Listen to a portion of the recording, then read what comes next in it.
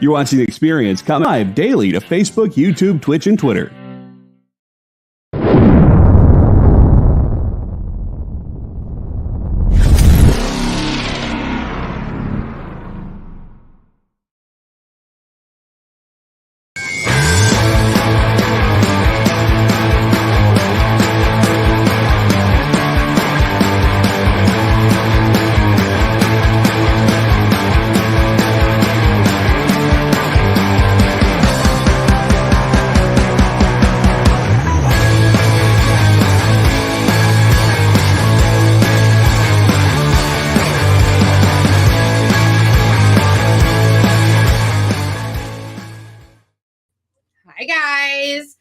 Doing the liking and the sharing right now, so hopefully you guys are also doing the liking and the sharing right now, so that way we can have all of our friends here to hear this absolute shenanigans. And I want to start today with saying this: I said nothing. I didn't say nothing. No, but your eyes said everything. I didn't say a word. Mm-hmm. All right, we'll talk. We'll explain what we're talking about in a little bit. It's in reference to one of the books we read. Yes, I mentioned something right before we came on air. I didn't say anything. And Jenna gave me side eye. I don't know what you're talking about. I didn't say anything. Surprise, it's Miss Jen. It's my new name. Surprise, Miss Jen. Surprise, Miss Jen. A wild Miss Jen has appeared. It was my first workout day back since COVID, so I may die tomorrow. Say an extra prayer for me, because, man, light a candle. I need it. Because I really am going to be walking like a really weird person tomorrow. I did recumbent bike because I was like, if I go back and do like true, like mixed martial arts, which is what I used to do, I was like, I will not survive. So that's funny. I used to do kickboxing in like high school and college. It was kickboxing. Yeah? Yeah. Which is why I got these very muscly legs. Oh, my muscly legs are from soccer. And being French. All right. Welcome everybody inside for a minute to skim it. We're eventually going to talk about comic books that are coming out this week. New number ones. Mm-hmm. Behold their greatness. So many good ones. Yes. Do you want to go first? All right. First, I have to say. Okay. I don't know if this is on purpose or not, but literally the ones you handed me for this week were the ones I wanted to read with all my heart. I was like, what is the likelihood? Because usually I have to fight for them, like we were, in the gladiators in the big Coliseum. Which is why I always get here like an hour early so I can get first dibs on books. Like, these are the books I want to read. It's true. Edward! My muscular legs. Yeah, I mean, it has to all match. Although I have met people that like parts of their bodies don't look like they belong with them. Mostly, actually, it's not people I see. Mostly they're like that. It's like dogs. My brother and sister-in-law had a dog that had the tiniest little dainty head, and it was like a full-size dog. I have to say, my dog's the opposite. His back legs are kind of like chicken legs. But the rest of them is just like, roar. We call him Big Head. Big Head. Okay. Dodderman Wasp #1 cover is hot. You tell him, Jay. All right, everybody. Welcome, everybody. Hi, Ed Weird. I'm so glad that you guys are here with us. I'm glad you're putting up with me coming back. I think that it works out now that I can come back and do reviews. I wanted my staff to be able to have a chance to do it because they're going to be up front selling the books too. But I miss the books so much. You can come back anytime you want. And I miss you like crazy. All right, so this is cool because on Monday I get to interview people, and then it's nice I get to actually talk about their books because I get to finally read them. I ammed every Easter song. Oh, he did. Okay, so we were talking about holiday songs on Thursday, and I couldn't think of anything beyond New Year's and Christmas. And then he tried to tell me about this bunny song that I have never heard before in my life. Mm-mm. And he put like the whole song in the side, and I was like, I have no idea. The only thing I can think of Peter is Cottontail. Oh, that's right, Peter Cottontail. So here comes Peter Cottontail. I was like, oh, I listened to it a lot. I was thinking of Veggie Tales. The bunny. Oh, I ate the bunny. Sorry. Yes. Okay. You're raised on Veggie Tales. You know exactly that song. All right, let's talk about comics. The pitch for this one was the one that got me. This is called Immortal Sergeant, and it is written by Joe Kelly, art by Ken Nimura. Don't shoot me if I got that name wrong. It's two eyes. N-I-I. Nimura. Okay. So yes, the art style is exactly like this, but more black and white. It is crazy awesome. Okay, so this is the titular title person here. That is the Immortal Sergeant. He is retiring from being a police sergeant, and it is clear as he's leaving his office that he's taking something with him. Okay, so he's taking something with him when he leaves for the first time. I'm gonna let you see what it is for yourself. And we get to kind of like in this issue see him get a little idea of what his personality is like. So because instead of getting together with all his friends from the department, he wants to go and drink by himself. What? So that's what he does. But this is a big setup for, it's obvious that this object is something that's an unresolved case for him. And I think this is like maybe a new hit for him. But the problem is that, as the pitch says, he has I believe it's his son, comes home to visit him early when he's not supposed to. But this guy has to follow that lead. So he has to they basically become unlikely companions to try to solve this mystery, as it's the very last thing he does as a sergeant. This is kind of like the trope that happens in a lot of movie, TV, and comic books, where it's like, do one last job, spy man. Don't worry, you'll survive. And then that's the entire movie, right? Of this one last thing the spy man has to do. I have a feeling that this whole series is going to be like that. And it is very unique art. So just so you're up front, I'm going to tell you, it's really unique art, but it's just so cool looking. It's not your normal run-of-the-mill action figure art stuff. And just so you guys know, taking evidence, depending if you're a detective or a police officer or not, is illegal. Leave the evidence alone. Yeah. Miss Jen would know that. Oh my goodness. All right, let's talk about Lucky from Keen Spot. This is Tim Seeley's, I'm probably saying his name wrong, Lucky. So that right there, the main character right there, that's grown up Lucky. So Lucky used to be part of this group of, hold on, I put it in my notes. He used to be part of this group. They called themselves the Super Beasts. It's a lot of S's. There's like 3 S's. It's BEASTSS. So Beastesses. Sure. Beastesses. Yeah, Super Beasts. I love so much that English is not your first language. Because it shows the ridiculousnesses that exist in the English language all the time. Like, I was very confused. I was like, there's 2 S's. If there's supposed to be 2 S's, how does this word work? I actually had to ask. No extra sound. Why is there an extra S then? I know. It's a possessive. It's to show possessiveness. But there's no extra sound to it. I know, oh my gosh. Like many things in English. We mean it, but we don't sound it out. Oh goodness. Well, anyways, so other than the fact that I had to walk away for 5 minutes to be like, what is this word? I thought the word. I had to ask somebody to come back, and I'm like, oh, okay, so it's just beasts. Anyway, so that was the name of their group. And it was back when she was she was the only teenager in the group. The rest of them were grown up. You had Count Dracula Man, and you had Stone Woman, who was made out of stone. And then you also had another dude, but he kind of just goes off. And her thing is she can draw luck from other people.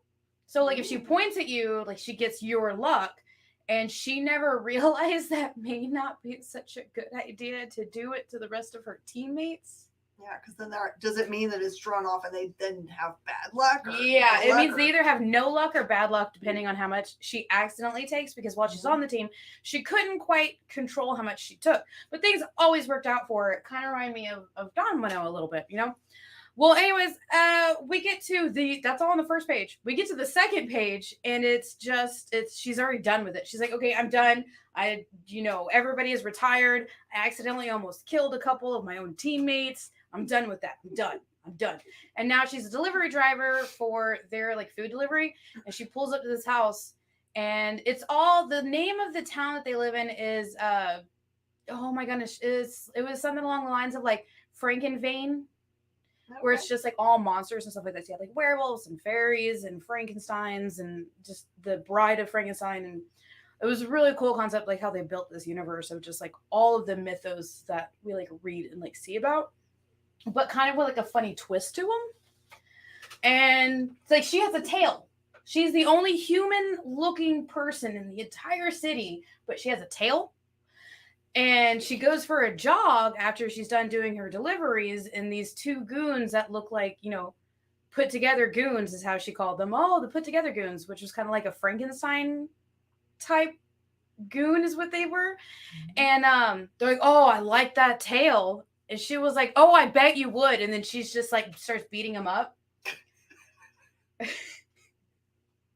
So she's jogging, alleyway, two goons. Oh, I like that tail. She's like, I bet you would. She starts beating him up. She's like, what, you think I was jogging for my health? I have to keep in shape. Look at where I live. And you're just like, okay, go off, sis. Go off. And then she goes back to do another delivery, and this dude gets like kind of like flirty with her, and she's like, no, I'm okay. And then he starts like calling her names like really aggressively, and she just points at him. He doesn't notice it, but we see it. And she was like, okay, well, your total's $22 plus my tip. And he's like, you're not getting a tip because I didn't get your phone number plus a bunch of other words. And so he hands her like $1 as her tip. And she was like, sometimes I have to use it. And she like, it was $1, a $10, and a $100 bill. Oh. So she used her luck as karma for this dude just like laying into her. And she's like, that's fine. I'm gonna go home and take a little nap. And then the goons are back and they're like, okay, we're really gonna take your tail. And she's like, really, guys? Mm-hmm. Really? And then they start running off after she beats them up again. She's like, oh my gosh, now I have to follow them. Fine. So she starts following them. And in the underground, there's literally like 100 of them. And then I think she was supposed to be like the bride of Frankenstein is how she looked, because she had like the hair with the white parts. Oh, yeah, yeah. But she's all nude. And you can see her veins coming through her. Like her organs. And she's just like, the mayor is going to kick all of the people out of the slums. Where do you think they're going to come? They're going to come down here. Go get the mayor. And the mayor happens to be her old teammate, Dracula Man. And then it literally is so twisty of the point where you don't know, like, everybody's corrupt in this town. And she's already sick and tired of all the shenanigans. And she's like, well, I guess I'm back. And she's like, well, I don't want to go back. And then something happens and she's like, well, fine. I guess I have to do things. And she does things. And it's great because you get to see her try and fight an army of like 100 of the Frankenstein men. But with luck on her side, they keep beating each other up. And then she had a bat that she accidentally bent. She's like, well, I can't use my bat. And she went to like throw it away and it hit 3 people. You're just like. So like Domino's ability. Yeah. To have only good luck. But as long as you steal it from somebody else. Yeah. And she has to point at them to get it. And so, yeah, there's such a wild story. And I really, really liked it. I can't wait to see the second one. But it does wrap up that main like first story part of it. If you like books with this kind of idea with the luck thing in it, I think there was a book called Bad Luck Chuck by Dark Horse, probably 3 or 4 years ago, in which the main character, you could hire her, like her whole thing, like her on her business cards was like, I can bring you bad luck. Like if you wanted her, like for example, your business to burn down because you wanted the insurance money, you would just hire her to go and, kind of wander around your place. Like, no one did anything. She was just walking around.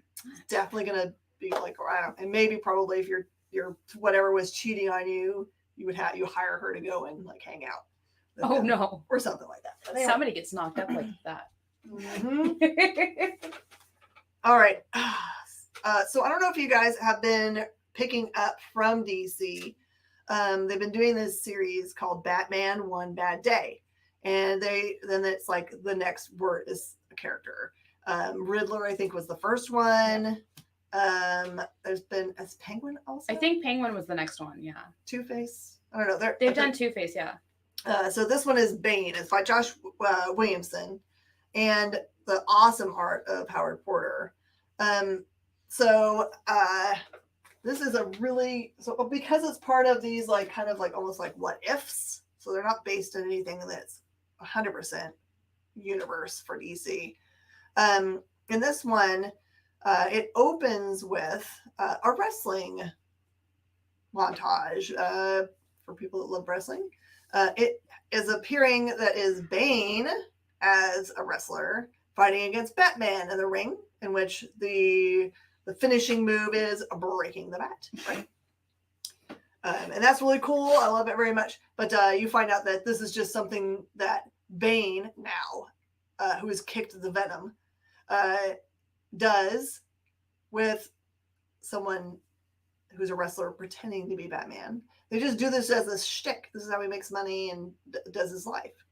But the big thing that happens in this book is that Bane finds out that somebody in Texas, I don't know why they pick on Texas, but anyway, somebody in Texas is manufacturing Venom, which is that green stuff that makes him real super buff, even though he doesn't really need it. By the way it looks in this book and the way he acts in this book, he doesn't really need it. It's mostly that they don't want it around because both him and Bruce Wayne, the Batman, has been addicted to it before. Oh, and I don't remember the storyline with Batman. Oh, being all venomed up, but that was an alternate Batman during the Dark Knight or the Metal series. Oh, okay. Well, okay, then that's why they've talked about it then. So it's a really good fresh look at the interaction between those characters. It's a lot of cross and double cross, and not just from those two characters, and introduces another new character who they themselves are users of the Venom, is what I'll say. Rude. So if you like first appearances and really boss stories and really beautiful art, this is like heavy line art, so there's like a whole bunch of detail. That's this book. And it is, of course, a prestige format book, so it's a lot of extra pages. So don't be chased away by the fact that it's a little bit more expensive book. It's a $7.99 book. But I have not read any of the DC One Bad Day books that I have disliked. I'm obsessed with the Riddler one, by the way. And I'm not what you would call a traditional DC reader. So it has to be something that's not the normal, hey, we're DC characters and we're having a loose storyline, which is transportation to get us to the next battle, and really light on the character study. These are heavy on the character study and not so much about getting to the next battle. So that's the difference for me as a reader. So maybe for you, if you're more into the getting into the like the heart of the character and caring about them in any way, and not so much about the fight, then these series are for you. I have loved this entire series, and all of the art has been just phenomenal. Like, seriously. Okay, I'm going to talk about Barbaric. But the first thing I'm going to talk about is so this, I think it's the third volume or the fourth volume that they're going into with Barbaric, and the feel of it was like butter. Oh, did they pull the good paper? Oh, I just I touched it for a couple minutes just because it was like, I love that texture. I don't know what it is. I absolutely adore it. So I believe this is actually the fourth storyline that they're doing with Barbaric. Yeah, I think that there's been two main storylines in a single shot is the way around. Yeah, I think that's what it is. Anyways, okay, so this is picking up kind of where what I remember the last series was at. It's Hell to Pay. Like seriously, oh, it felt so good. I even made 2 notes and put it in capital letters, Butta. I was like, oh, that's lovely. How do you spell that? Butta. Butta. And the level of sass from the first page just carries out through the whole book. What, from the Axe? No, from everybody else. Oh, okay. The Axe was super drunk. He's barely had drunk. I know, but this time he was so drunk he could barely have his sass. Oh, okay. He was just slurring every word. And you're just like, bro, just eat the arm. Just eat the arm. So it starts off where we have this mercenary who's helping this town get rid of this witch, but she's not a regular witch. She's the one that we see in all the other ones. Her right there. You know, she's in all of our stories. She like purdy. She's so purdy. She's so nice. And she's got her green words are all over her and her eyes blacked out. And the dude's like, and this is why I'm sacrificing to you two. And she's like, oh my God, this is dumb. And he's like, hush, just wait for it. She's like, oh my God, can we get this over with?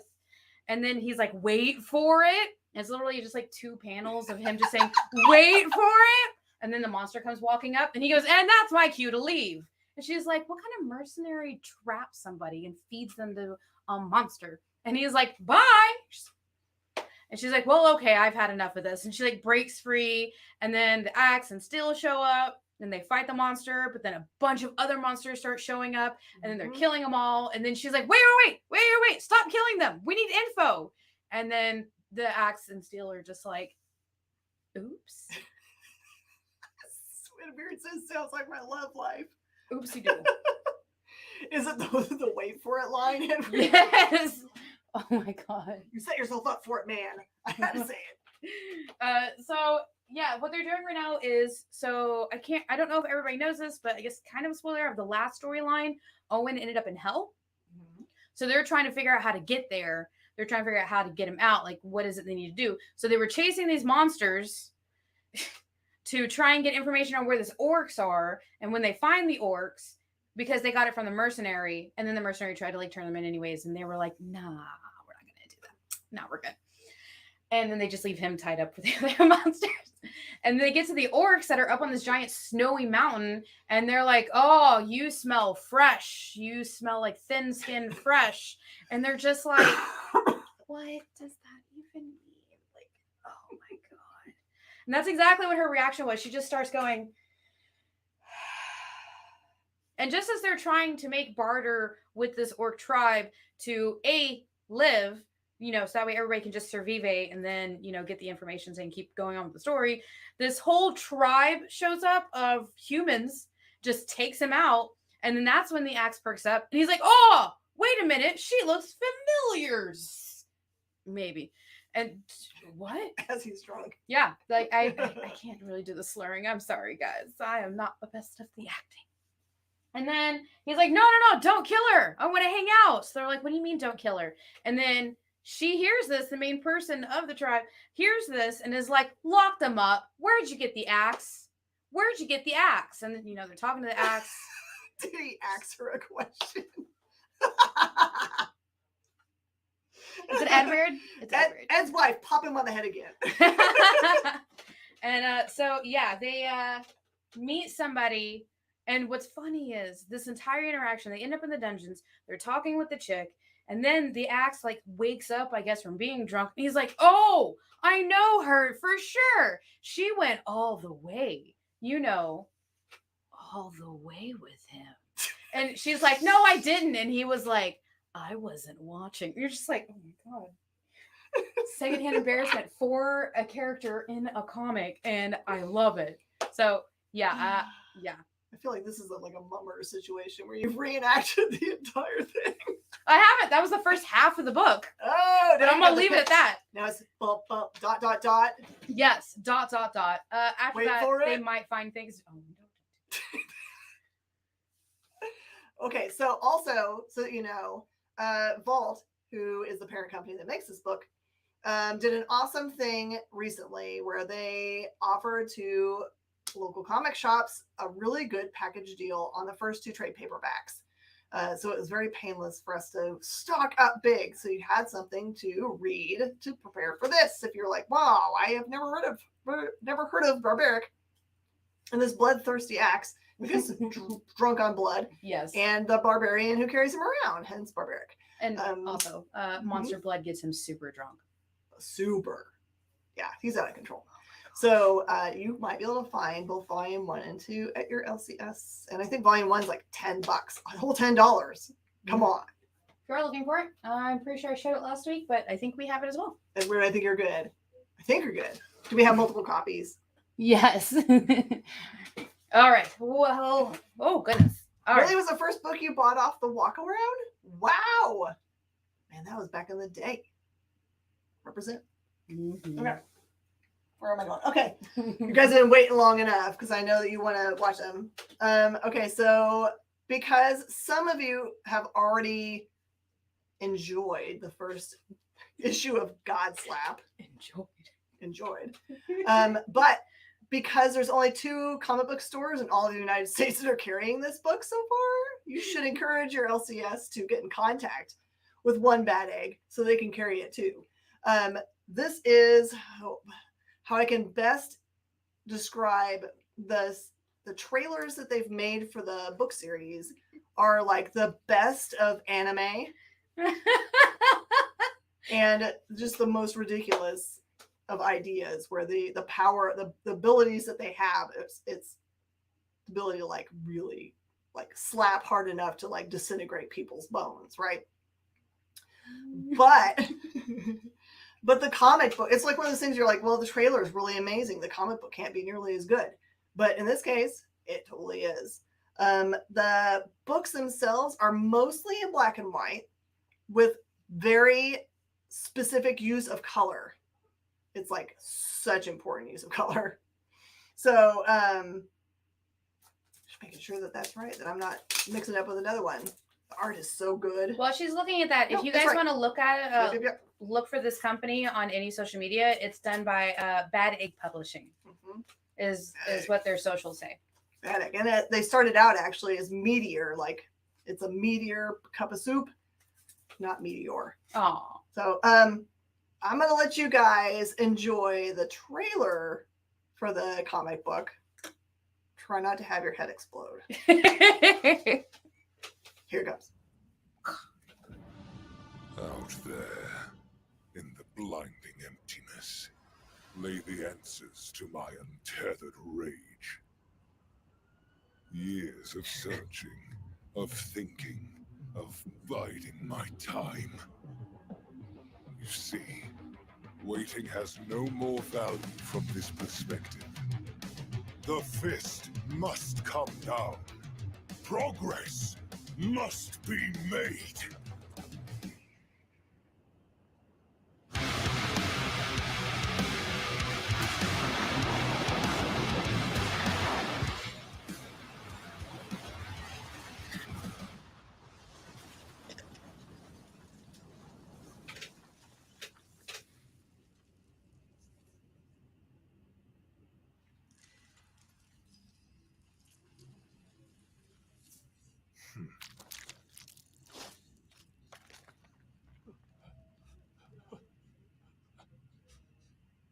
So nice to drop in.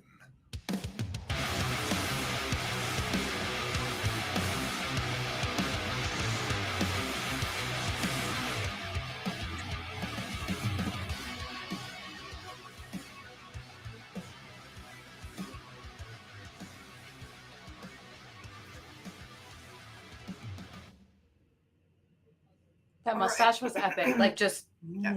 So that is literally, that's the second trailer for this. That's the trailer specifically for issue number 2. That is all about the main baddie called, his name is Defister. That's why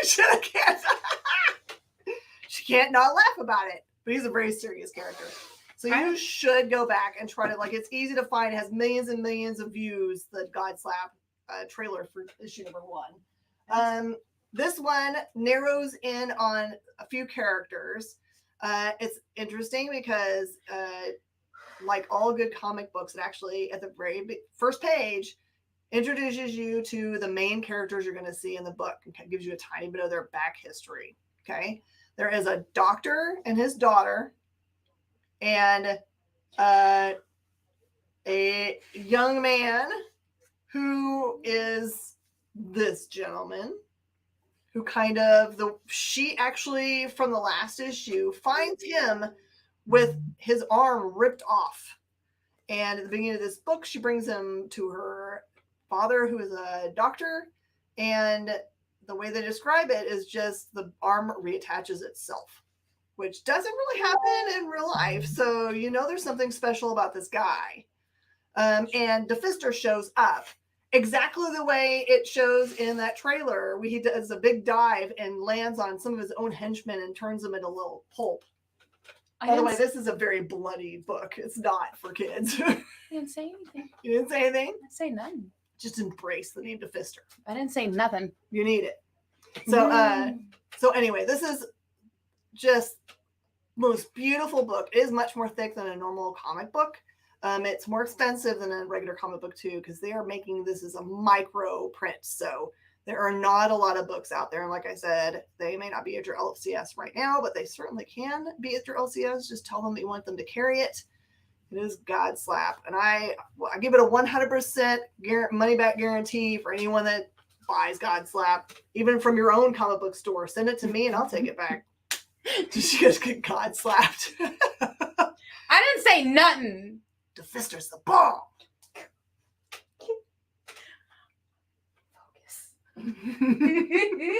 They didn't name him that just to mess with you, Oh my gosh.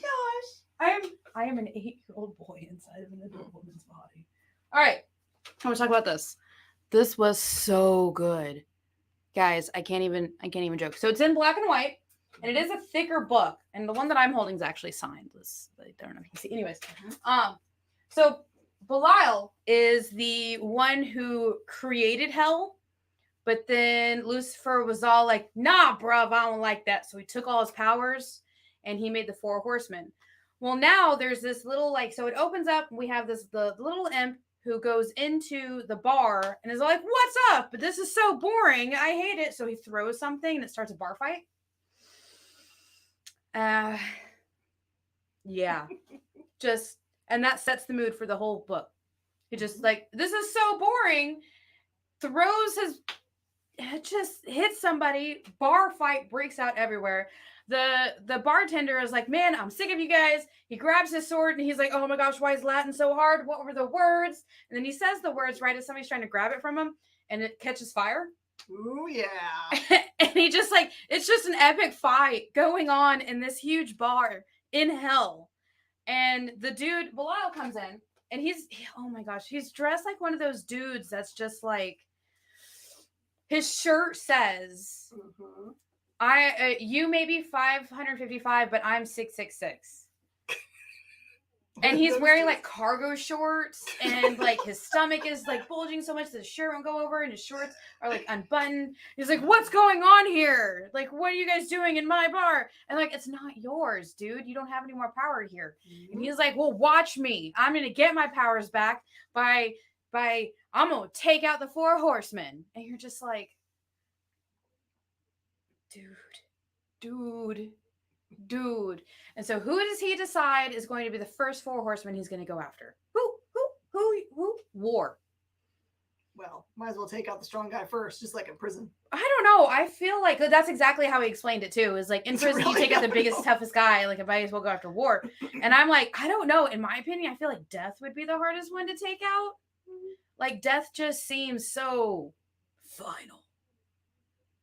Anyways, so he goes over to War's like realm, which is an old Western realm.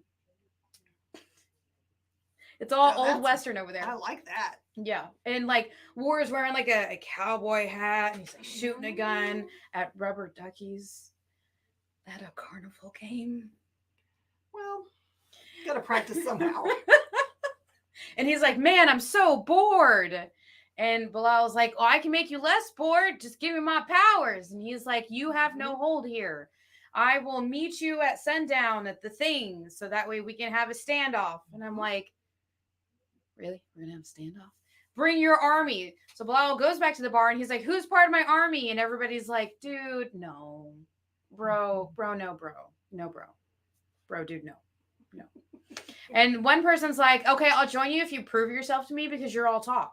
And he's like, well, I'm going to prove myself now. So he goes down to the bank, and then the War's like, behold my army. Where's yours? And he's like, this is my army.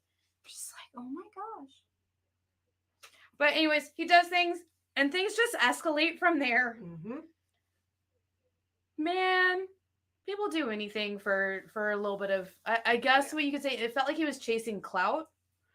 Because I'm not sure if he's actually going to keep going through with this, because as it's mentioned before by like other people at the bar, is he's talked about doing this for thousands of years. And he's like, this is my army. And it's like, no, not anymore, dude. Like, yeah, we get that you created all of hell. Yep. But like, it's a literal fight for hell. Now you're Dunskies, bro. Why don't you go take a little nap? Jenna wants to take a little nap. Naps are nice. By the way, the reason why we're talking about this today, you're probably thinking to yourself, I don't see Belial on any release list, because it's not. This is by Bonfire Press. Okay, so this has been a independently created book. But the cool part about this is nearly 100% certain that Belial got picked up and is going to be coming from a publisher soon. But you can have, if you find your LCS that's supporting super small press, that 1, 2, and 3 already exists. So you can find out what happens early. Yes. That's what number 2 looks like. And my favorite one is number 3. Number 3 is called Belial Tri-Curious. I didn't say anything. Because he gets more grown as he goes. Because as you see, he starts out as this little imp version of himself and he looks older every time. Because, I mean, like, it takes place over a long time. So you should go and find it. Oh. And the arms start, yeah, she does. Talk with her hands. It's what I do. Hey. Is Belial black and white? Yes, it is. They are black and white. Let me see if all of it's black and white. Let me go to the end book. Maybe they decided to do something crazy at the end. Oh, no. So, Ed Weird, you know what's so cool about black and white comic books? It's very nostalgic because when I started in comic books in 92, everyone was doing black and white comic books because that was thebomb.com. Because that's when the Turtles came out and they were all in black and white. And that is how you got yourself accepted for being in Diamond, is if you had a hot indie black and white book. So, yes. Yeah. I love that can't book. read black and white. Well, I'll color it in for you, Edward, if it's helpful. I'm not a colorist per se, but I got some markers. Because it's worth it for the read. I think color pencils would be probably better for this one. There's a lot of shading that needs to go on. Sure. All right, and your turn. Oh, okay. I was talking, so I was like, oh, I already did mine. Okay. Oh, you really can't. The rods and cones. Okay. Let me see. Let me see what I can do, Edward. Like, I'm serious. I will color a book for you if it means you get to read it. Or figure out another way that we can make it happen. This is Dune House Harkonnen. And it does pretty much follow the books. If you read them, I think that they were written by Kevin Anderson, if my brain is right, and the original Dune creator, Kevin Anderson, and Brian Herbert. So they're at the top. Yep. So I will tell you, they're awesome. This book is done in little chunks addressing specific places like Giddy Prime and Ix and other places. Now, this takes place in a time period when Duke Leto is younger. Lady Jessica hasn't met him yet at all. Gurney is young, so you get to see almost all the characters that you're seeing later. Like the Reverend Mother is an ancient. What? Hey, thanks, Nick. Hi. So you see them as like just ahead of the regular Dune that you have read and you watched as a movie. So the thing that I love about this series and that I love so much about the novels is that there is some back history about the parentage, because you know that the Bene Gesserit, their entire plan for millennia and millennia have been the genetic manipulation of a bunch of lines with the idea that they're trying to head toward the Kwisatz Haderach, and they know exactly what they're doing. But there is a line manipulation that happens at Jessica's level that will probably make you throw up in your mouth a little bit because of who or her parentage is that you may not be able to figure out unless you're reading the name of this daggum book. So yeah, it's really great. I'm looking forward to seeing them kind of like play this out, because a lot of the things, the way the book was written, kind of were a lot longer play. So they're kind of hurrying up a little bit of the storylines because it was a huge book, giant book. So it's really beautiful art. It's out by Spoon Studios. They've been done a whole bunch of the other Dune books. So you can add it to your other ones and have a complete set. Nice. Recommend. I am a terrible person because I loved the first movie. I never saw the second movie. I haven't read the comics. I'm terrible. But I love the first movie. Like, bad, not bad. But I guess like everybody, like we run out of time for things, you know. Just I'm rewatching DuckTales. There's like 60 episodes in that first season. I'm gonna blame Edward for that one. All because weird. Yeah, so like a month ago he mentioned DuckTales, and then I've been singing DuckTales since then, so I had to go watch the series. It's a good series. I think it was a new DuckTales book came out, is what it was. And it was just like a DuckTales. Ooh. All right, so here is Wasp number 1. I do have to say this didn't feel like a number 1. It felt like it was coming off of another storyline, and I had to go back. They give you kind of an overview at the very beginning of it, just so it'll catch you up. But it still felt like I might have been missing 1 or 2 things. But it did come out like you could still jump into this as long as you get that. What else would I would say is, so it opens up with Vernon Van Dyne dead. Like he's being killed, and the way that that's what it says, Vernon Van Dyne dead. Is it Janet's dad or something? I think so. Vernon is at all. I had no idea. That's why I was they were like, it's Vernon. Vernon's dead. And I was like, oh no. I'm real sad. I don't know who you are, man. I don't know who you are. You're somebody's dad though, so I'm super sorry. And then she's in the room with the detective, and the detective's like, no, it wasn't the detective, it was Ant-Man she was in the room with. Because this happened like way back when they were like first started dating. And he's like, oh, he looked like he died of fright. And all he was doing was like looking, which kind of scared me, because I'm the type of person who will look at a board at a really pretty equation for a while. And he was doing that, and then something happened that scared him to death. And I was like, oh no, I can't stare at whiteboards anymore. It is Janet's father. Oh, thank you. I was like, oh no, I can't stare at whiteboards anymore. No. Please no. Then math to death. No. And then it jumps forward to, so it looks like, from what I gathered from context clues, Ant-Man's dead.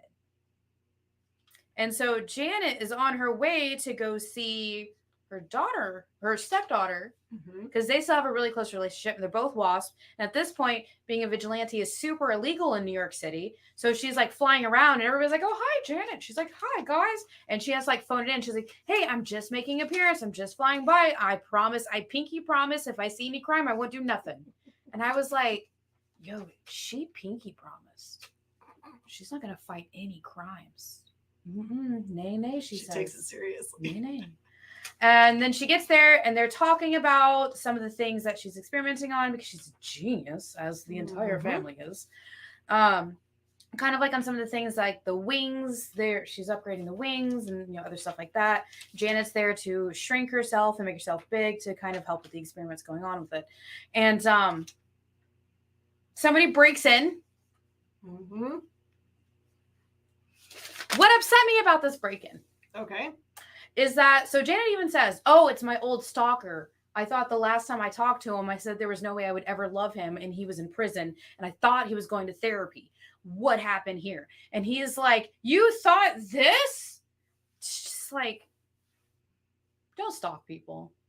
Don't stalk people. Don't, like, the way she explained it was, he made up in his head that only the two of them could be together. Like, they could only be with each other. And, like, he stalked her for years, and now he's coming after her with his giant saw that has acid on it.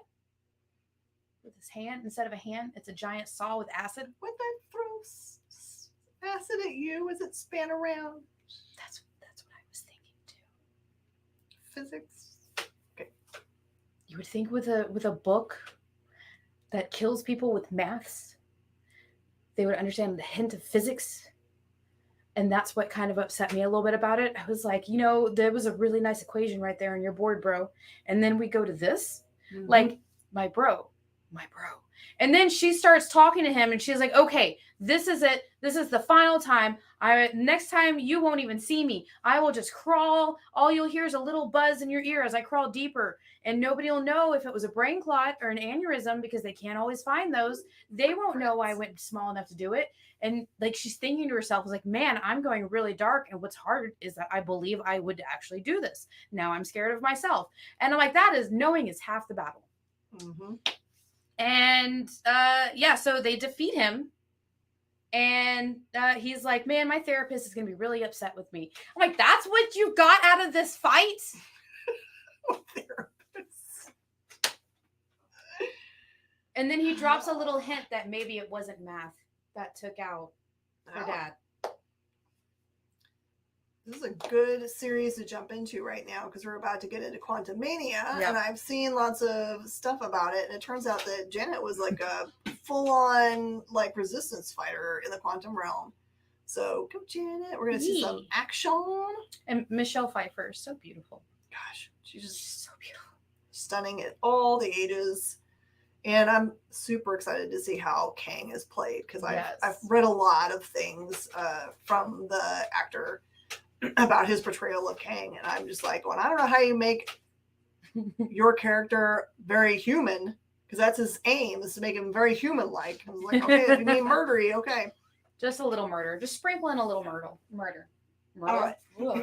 And my very favorite book of the week, and it's not because I got to interview the creative team, it's because the book was really amazing, by Eric Wynn and Scott Berman and team. This is a book called White Savior.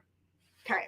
So it's making fun of the tropes of the white savior that shows up, like Matt Damon showing up and saving the Chinese by showing them how to fight creatures on the Great Wall, or a million other of these. What movie was that?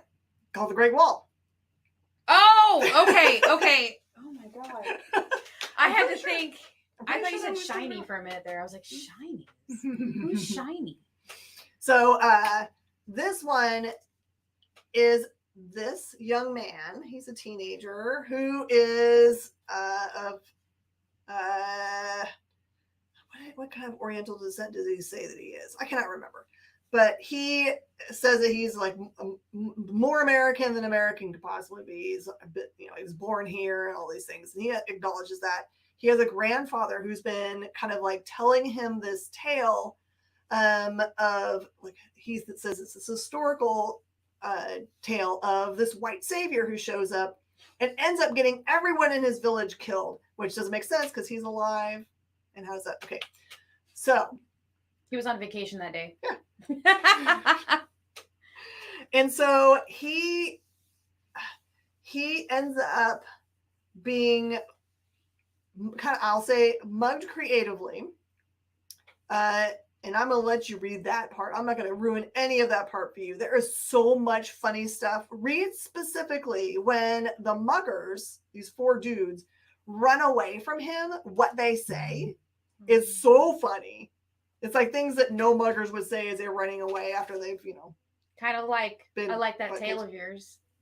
No, it's like, my therapist says I shouldn't be so angry. And, oh, my epidermis. Oh my goodness. Really, really funny things. And at some point after this, I don't even know if there's like an event that happens. He finds himself, actually, he doesn't realize it for a little while, but he ends up back in time and he figures out later, during the actual event that grandpa's been telling him about. And he has to he has to totally go through this. It's hey Sean. Hey. So there is so much funny dialogue that happens when these two warriors, no, that's the white savior, but there's this warrior and another warrior that have been epically battling forever, and I'm sure they don't even remember why they fight each other all the time. But just read the commentary, is so funny. So what you need to know is that Berman is also a comedian. So you might know a thing or two about being funny. Oh my goodness. So I laughed so hard. I go and I read for review at a local restaurant, and they know I'm there reading comic books. So, and there's not hardly anyone there when I go. But I was laughing so hard. I cried. Oh my gosh. So yeah, if you need just a good chuckle and start a really great series, try White Savior, because it's awesome. Oh my gosh, all the tropes. Okay, so my last one. This is Maniac of New York. Don't call it a comeback. I can't do it without singing it. I can't do it. Can't do it. So this is the Bronx. This is the third volume in the series. I had to go through them for a minute. And I don't know if anybody else has read the other 2 volumes, but this literally picks up like 2 days, a day to 2 days after the other one ends. So we have the mayor, we have the train wreck. Technically, the maniac is dead. They're doing the autopsy. Things are happening. The mayor is super mad that the autopsy shows that, guess what? He's a normal human. The maniac this whole time was just normal. Just real good at murderizing. Just really good at murderizing. Okay. And this is where it gets questionable, though. Okay. So we have close to what they say. I think it's like 122 bodies in the morgue just from this one spree, this last spree that the maniac had. Okay. They're doing autopsies on all of them, trying to figure out what parts of what bodies go to who. There's this one coroner who's just like, man, I'm going to get my promotion now because I'm doing this by myself. Yay. They also took away, he had one assistant when he first started it, and they took the assistant away when he came back with the autopsy report about the maniac being, human. And they were like, oh, you're doing it wrong. You don't need an assistant. And they took away his assistant. And I'm like, dude, that's 122 bodies. Like, pieces of bodies, too, that he's got to put together. And so it kind of flashes over with him, like, doing the autopsy stuff. It flashes over to the detective that we've kind of, like, really got to know in the last series. Is doing an interview with a journalist, and the journalist is asking like the most obscene questions about what's going on. Like nothing to do with what kind of detective work helped you lead to this. It was more like, how did the mayor really take him out? How did the mayor know to use a train? And then like, oh my gosh, like of course you crash is this an election year or what? Yes. It is an election year. Oh my gosh. And so, and then the detective's like, are you serious with me right now? Like, you don't want to ask how I tracked down the maniac? Like, what? Like the very properly is the detective very mad about this whole thing going on. And the journalist is just like, well, I mean, we're going to get your story. Your story will be books and everywhere. I want to hear about the mayor's story. We got 9 likes. Woo! Yay! And so, yeah.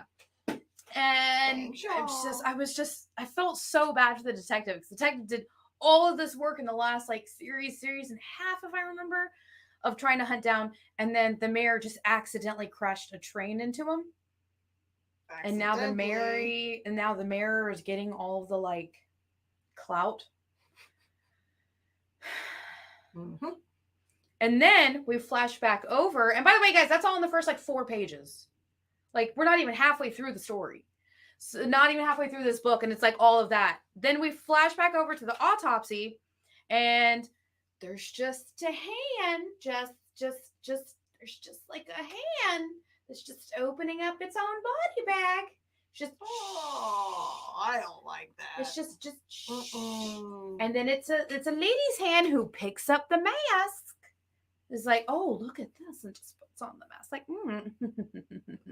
the mask, and then just starts slaughtering anything and everything in sight, and it's already hit the news, and it's just like, it has literally only been 2 days since the accident, and they've already decided that the maniac is dead. Somebody else now. And yeah, people are having every type of reaction to it, just like they did with the original one. And it keeps spiraling, and it is very gory and very bloody, and such beautiful artwork and how they draw it. It kind of reminds me of like watercolor with ink. Yeah. So that was so good. It was in my top 2 books. I was kind of torn between Maniac and Lucky, although Belial was so good. But yeah, of the new books, I'd say it was between Maniac and Lucky. They were both really, really good, which surprised me because I'm usually not the biggest fan of Keen Spot. Yeah, just so you know, it seems like it looks like there's not as many titles as usual out, but they lacked in quantity. They've given us quality for this round, so try something different this week. If you go to pick up your pull box at your local comic shop, and you notice that there isn't as many as usual, and you're like, well, okay, well, it's just a light week for me. Just pick up something new. Support some creators out there that are doing their level best to bring you what you want, which is to be entertained. This was a very entertaining week. Absolutely. I was very entertained by these books this week. Also, I just want to point out, we've been pitching around on the experience that there is something coming that we want to get everyone excited for. That I'm going to spoil stuff for you guys here. Spoilers. Nick's here, so he'll say, sure, go ahead. We are making a run to 1,500 subscribers on our YouTube channel just because we want them, and it's a nice round number. And when we get there, we're going to be giving away, get this, $1,500 worth of merch. Oh my goodness. It's going to be spread out on all the shows. So you're going to see lots of cool slabs be given away. So do your duty. Get yourself there so you can get on all the lists to win the things by just sharing it with people you think might enjoy some of our shows. Do they like interviews? Do they like game shows? Trivia night with Jenna. Do they like art? We've got a new art show that's coming up soon. Mog Park. Lots of things I'm spoiling on this show. Sorry. Just telling everybody the things because you guys are cool. All right. We're going to head out. It is the end of our show. Please subscribe so you can get notification. If you're watching from other places, you should, depending upon where you're looking, click the bell so you get notifications, and subscribe so you can get notifications for all the times we come on. And if you don't want to watch us that day, just ignore us. But you've been warned that we're doing the cool stuff. Thank you so much, Edward. I'm super excited that everybody was here tonight. We'll see you guys the next time for Minute to Skim It. Bye.